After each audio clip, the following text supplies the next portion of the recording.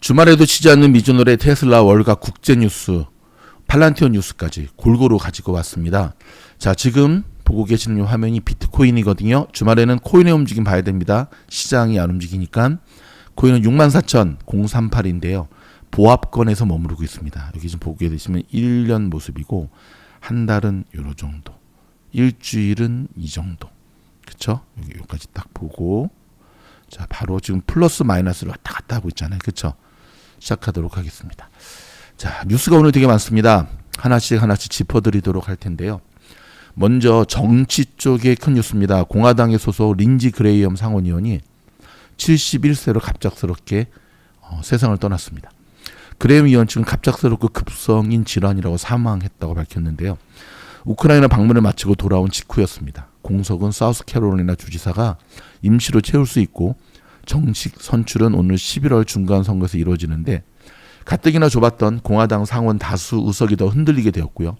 여기 민주당 소속의 미치 맥코넬 의원까지 입원 중이라서 상원 지형 자체가 지금 불안정해진 상황입니다. 상원 지형 자체가. 다만 지금까지 주가 지수의 직접적인 충격은 크지 않은 모습이거든요. 트럼프하고 되게 친했어요. 그래서 트럼프도 되게 지금 그런데 다음은 중동 상황입니다. 자, 이번 주말에 미국과 이란의 죄송합니다. 미국과 이란의 주말 충돌이 다시금 격화되었습니다. 이란이 호르무즈 해협 봉쇄를 선언한 뒤 미군이 세 번째 공습을 단행했습니다. 지금 때려 부수고 있습니다. 이란은 바레인, 쿠웨이트, 요르단, 카타르, 오만 등 걸프 국가들의 미군 기지들을 보복 공격을 가했다고 밝혔는데요. 자, 이번 충돌은 최근 몇 달 사이 가장 격렬한 교전으로 평가되고 있습니다. 다만 미 중부사령부는 상업 선박의 해협 통과는 계속되고 있다고 반박하고 있어서 실제 봉쇄 여부를 둘러싼 주장이 엇갈리는 상황입니다. 자, 이 여파로 유가는 현재 배럴당 71달러 부근에서 거래되고 있고요. 한번 볼까요? 여기 보면 올랐네요. 76.004 보이시죠? 브렌트유. 여기 일단 유가를 좀 띄워놓고 보겠습니다. 주간 기준으로는 약 4% 상승한 흐름입니다. 지정학적 리스크 프리미엄이 유가를 떠받치면서 에너지주에서는 부담이 되고 있죠. 자, 달러 강세 채권시장 압박으로 이어지는 전형적인 위험 회피 패턴이 나타날 수가 있습니다. 자, 증시 쪽은 여전히 AI 테마 쏠림 우려가 큽니다. AI의 대장주인 3인방과 M7의 의존도가 높아진 상황을 두고 신흥국 펀드들 사이에서는 경계감이 커지고 있는 지적이 나오고 있습니다. 자, 이번 주 본격적으로 어닝 시즌 시작되는 거 아시죠? JP모건, 웰스파고, 시티그룹, 블랙록이 이번 주 화요일 날 프리장에서 발표가 되고요.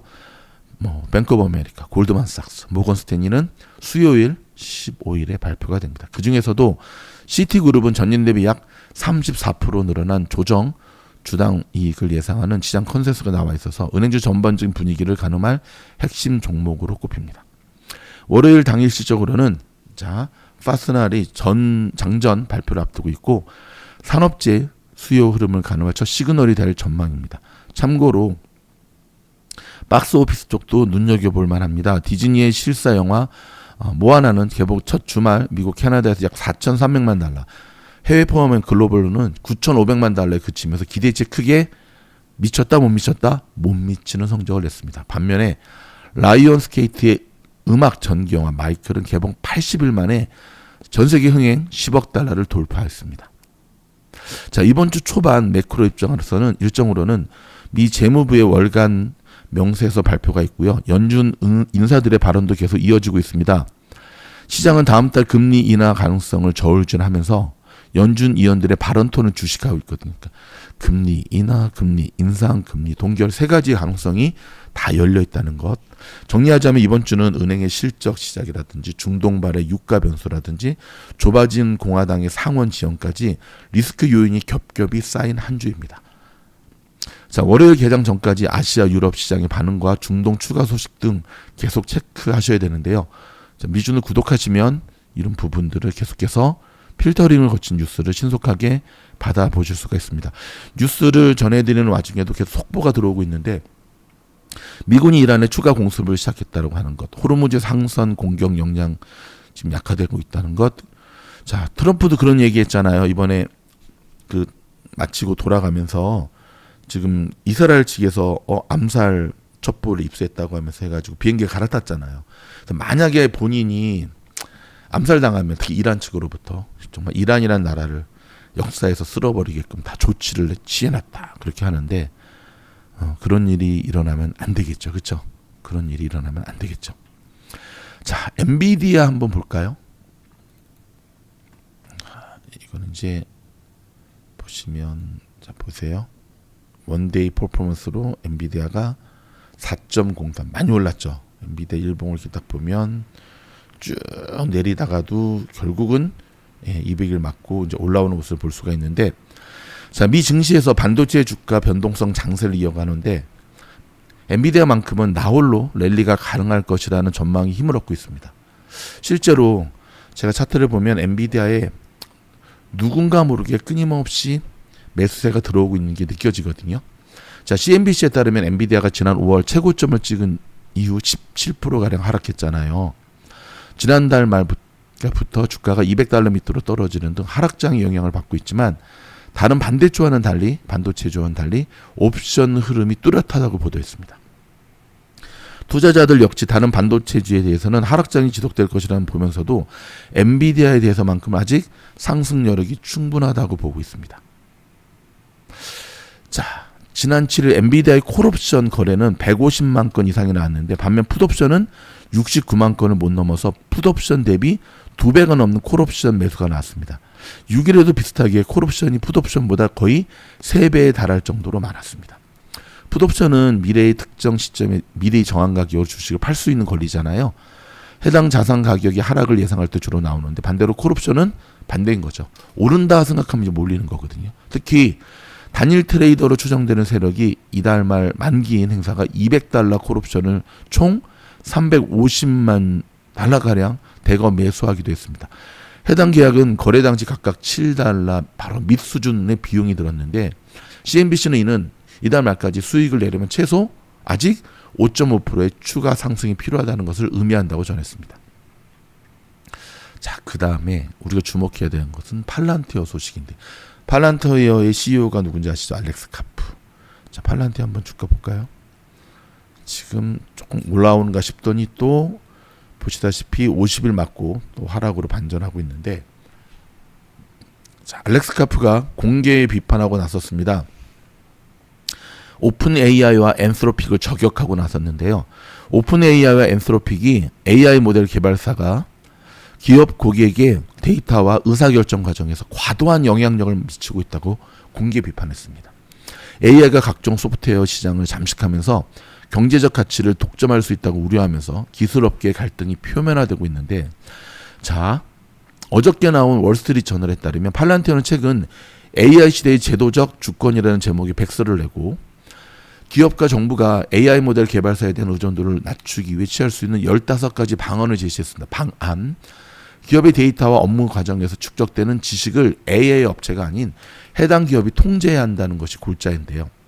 알렉스 카프는 최근 인터뷰에서 AI 연구소와 고객의 관계에서 무언가가 완전히 잘못됐다 하면서 내가 상대하는 모든 기업의 관계자들이 분노하고 있다. 아무런 가치도 창출하지 못하는 토큰에 돈을 내고 있다고 말합니다. 그는 AI 업체들이 모델 성능을 과장하고 AI 사용 단위인 토큰 가격을 지나치게 높게 책정하고 있다고 주장을 했습니다. 그러면서 좀 전에 말씀드린 대로 오픈 AI와 그렇죠, 엔스로픽을 저격하고 나섰는데, 특히 엔스로픽만 아니었으면 엔비디아 주가가 이렇게 흘러내리지도 않았겠죠. 꼴보기 싫겠죠. 이렇게. 근데 저는 이제 오늘 알렉스 카프 요거는 제가 별도의 영상을 통해서 한번 만들어 드릴게요. 근데 이 알렉스 카프 이야기 쭉 들으면서 팔란티어가 그동안 엔스로픽이라든지 등장하기 전에 시장의 주목과 세상의 주목을 받을 수 있었던 것도 최종 의사결정에 대한 결정적 도움을 주는 바로 팔란티어, 그렇죠? AIP에 대한 시장의 평가 아니었을까? 근데 내로남불이라고 이제 와서 이것을 비판한다는 것은 말이 되지 않는가라는 생각을 하게 되었습니다. 여러분 생각은 어떻습니까? 기탄 없이 한번 영상에 댓글로 남겨주셔도 되겠습니다. 자, 로컬 소식 전해드릴까요? 웨스트 LA 지역에서 코요테 출몰이 잦아지고 있습니다. 주민들 불안에 떨고 있는데, 얼바인이라든지 플러튼 지역도 카요리들이 요즘 정말 많아지고 있거든요. 특별히 여러분의 강아지들, 반려견들 산책하실 때, 조그만 강아지 산책하실 때 특별히 조심하셔야 됩니다. 그리고 뒷마당에 절대로 여러분의 강아지들, 반려견들을 놔두시면 어떤 일이 벌어진다? 큰일 납니다. 물고 갑니다. 아셨죠? 델타가 지난주에 어닝 발표했잖아요. 자, 델타 항공이 1등석과 비즈니스석을 더 저렴하게 이용할 수 있는 대신에 일부 혜택을 줄인 새 요금제를 출시했습니다. 좀 주목해 볼까요? 새 요금제는 1등석과 프리미엄 셀렉트, 델타원 비즈니스석에 적용이 되는데 기내 좌석과 식사 등 비행 중 서비스는 기존과 같지만 좌석은 체크인 한 후 자동 배정이 됩니다. 마일리지 적립은 줄어들고 위탁 수화물 혜택도 축소가 되는데 좌석 업그레이드와 당일 항공편 변경은 불가능하고요. 예약을 변경하거나 취소할 경우는 수수료를 내야 한답니다. 비즈니스석 이용객은 침대형 좌석과 기내식 등 기내 서비스는 그대로 이용할 수가 있는데 하지만 내년 1월 18일부터는 델타원 전용 체크인과 라운지 이용 혜택은 받을 수가 없습니다. 라운지를 이용하려면 별도 회원권이나 제휴, 신용카드를 필요하죠. 새 요금제는 국내선과 일부 중남미 노선에서 먼저 판매를 시작했고요. 프리미엄 셀렉트와 비즈니스 베이직은 오는 9월부터 일부 국내선과 장거리 국제선에도 적용이 됩니다. 델타항공은 여행 예산과 이용 방식에 맞춰 고객들이 다양한 요금제를 선택할 수 있도록 하기 위한 것이라고 설명을 하였습니다. 지금 항공사들이 지금 서바이벌 게임이죠. 금 소식을 좀 전해드려야 될 것 같습니다. 어떻습니까? 금값 오를 때는 온갖 설레발을 다치더니 여기 보십시오. 와, 5,600 찍고 지금 몇 프로가 빠진 거야. 그쵸? 금이 5,600 찍고 지금 4,128. 4,000불이 무너질 수도 있겠네요. 언제는 사두면 오른다고 설레발 치더니 금값이 꺾이자 심지어 롤렉스 재테크도 흔들린다는 소식입니다. 좀 전해드릴까요? 투자 자산으로 꼽히던 고가 시기의 시세가 금값 소비 심리 하락과 함께 꺾이는 모양새입니다. 자, 블룸버그와 중고 시계 거래 플랫폼 서브 다이얼이 함께 집계하는 블룸버그 서브 다이얼 지수에 따르면 롤렉스 데이토나 라인 금 소재 모델 데이토나 오이스터 플렉스 중고 가격이 지난 4월 이후 세 달간 무려 4%나 빠진 것으로 증명이 됐습니다.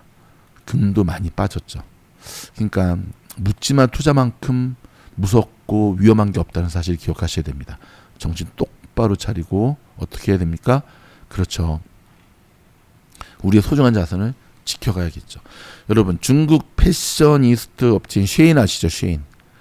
상장하려다가 미국에서 퇴짜 맞고 영국에서 퇴짜 맞았잖아요.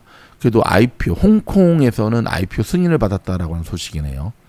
자, 미국 월가는 여전히 하이닉스 이야기로 계속해서 한 주 동안을 이야기하고 있습니다. 최태원 회장이 메모리 수요는 폭발이다. 그래서 미국 공장도 검토 예정 중에 있다. AI는 이제 어린아이로 따지면 4살에서 5살 정도다.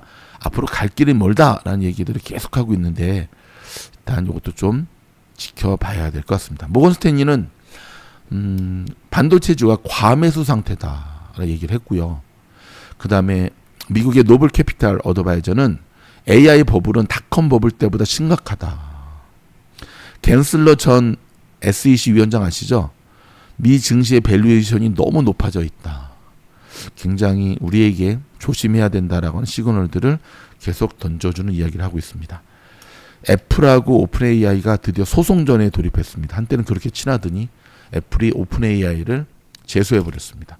오픈 AI IPO 상장이 올해는 물 건너가는 분위기입니다. 여러분, 저희 영상이 도움이 됐다 한다면 좋아요, 구독, 알림 눌러주시고요. 지금 우주 공부방 12개 학생들 모집하고 있거든요.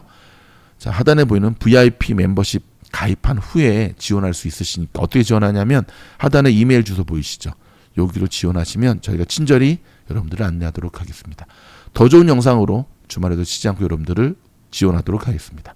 제가 혓바늘이 나서 발음이 조금 꼬였는데 건강 회복해서 다시 돌아오겠습니다. 고맙습니다.